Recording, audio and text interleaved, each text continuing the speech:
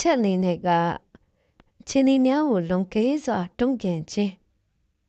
ပြောချင်တာတော့ကျွန်တော်တို့ဒီ sensitive ဖြစ်တဲ့သူတွေတော်တော်များများပေါ့နော်ဒီ emotional back ကိုရောက်တာပြီဆိုရင်ဘယ်ချင်းဒီမျိုးမှာဆိုအချင်းဒီတစ်ခုကိုတဲ့မလုံကဲစွာတုံ့ပြန်နေပေါ့နော်အဲ့လိုဘုံရောင်မြဟတ်တာနဲ့ body reflection အကောင်းတာပေါ့ပြောချင်တာတော့အကြောင်းမလို့ကျွန်တော်ထိလေရှာလေဖြစ်တဲ့သူတွေကဘလို့ဖြစ်လဲဆိုတော့ကိုယ်ပြောလာတဲ့ဘလို့ဝေဘမှုတွေကိုမစိုးဘူးထမနာကောင်းနေဟာကဲဆိုရဖြစ်မေဘာလို့အထီးကိုက်တီရှာလွယ်လူတွေဖြစ်တဲ့တက်က negative ဘက်ကိုပဲကျွန်တော်တို့ကတွေးကြတာလေ negative thinking တွေပဲကျွန်တော်အနေနဲ့ပုံများတာပေါ့နော်ဒါကြောင့်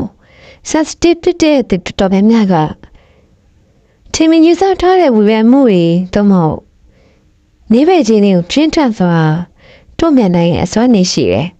ပြီးတော့သူတို့ရဲ့တွေးခေါ်မှုတွေနဲ့ဘယ်အရာမှမဆိုရောင်းရှားနိုင်ပြီးတော့သူတို့ရဲ့စိတ်ပိုင်းဆိုင်ရာပောက်ကွဲမှုဆိုတဲ့အရာတွေဖြစ်ပေါ်လာစေတယ်